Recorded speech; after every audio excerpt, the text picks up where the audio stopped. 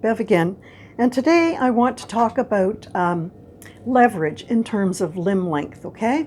And obviously there are many factors involved in how much weight somebody can lift, but shorter limbs do give a basic advantage, and it's all due to leverage mechanics, and it's involved in all joint movements, okay? So the length of limb is going to determine the amount of resistance that you have to deal with. And you know what? I'm not saying that people with longer limbs can't build up a bunch of muscles. Of course they can. I just want to talk about some of the differences, okay? And I think the best way to talk about it is physics, okay? I don't know if you were listening to your physics teacher in high school, but physics is really, really interesting in terms of forces and force management. Even in the gym, or roller coasters, whatever, they're fascinating in terms of force and gravity and all that kind of stuff. Anyway, the main equation in physics in terms of biomechanics that I think you should try to understand is that work is always equal to the force times the distance. And those are the terms used in physics. If we think of biomechanics, we could think of work as being the energy expended, okay? I don't care what exercise you're doing, okay? You have to expend some energy or some work to do that. Force, in terms of weightlifting, is going to be the weight that you're using, right? The plate, the dumbbells, whatever. And the distance we often refer to as the range of motion, which is a very simple concept. It just means how far does that weight have to travel, okay? So the distance through which the weight travels is going to make you expend a certain amount of energy. And I'm not going to get into the details of, what kind of angle it's on. Let's just keep it simple. So let's take, for example, two different people.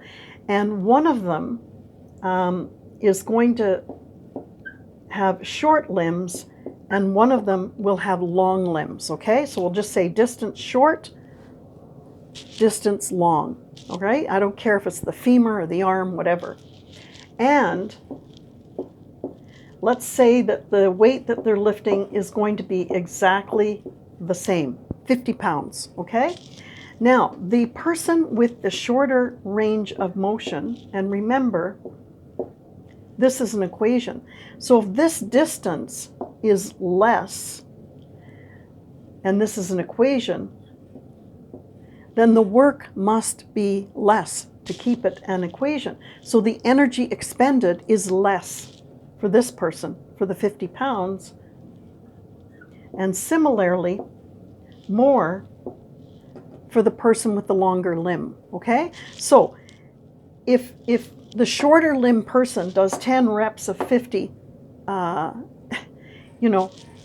they're going to expend a lot less energy than somebody doing 10 reps of 50 weight who has a longer limb, okay? So, just pointing it out.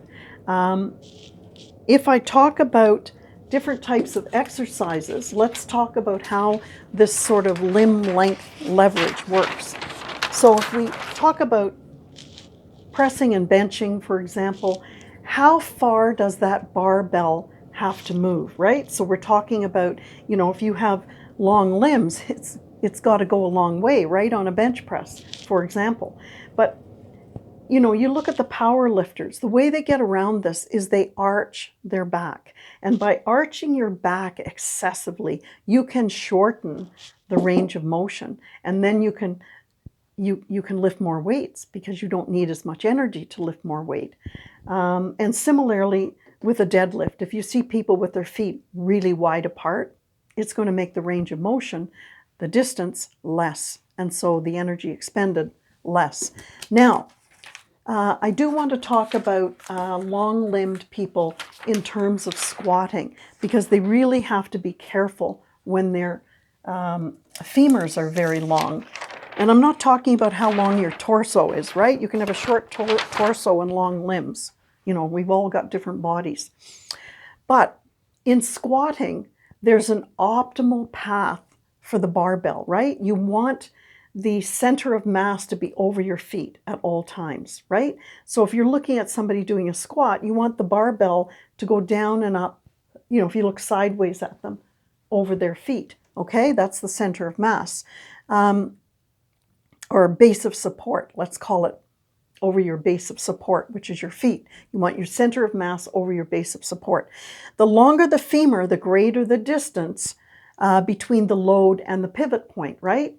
So this makes it harder to maintain that optimal path. And what happens is the person with the long femur, as they begin to go down and sink, their backside begins to come out, okay? And balance becomes very, very difficult. And so what happens is then they begin to they begin to round their back. And all of that is not a good form for squatting.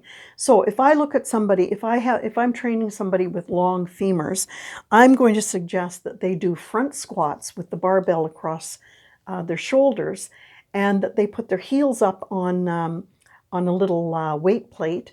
And that's going to really kill their quads. And really, isn't that what squatting is about anyway? So I just wanted to point out some of the differences for limb length. So I hope you enjoyed, and I hope you learned from this. So we'll see you in the next video.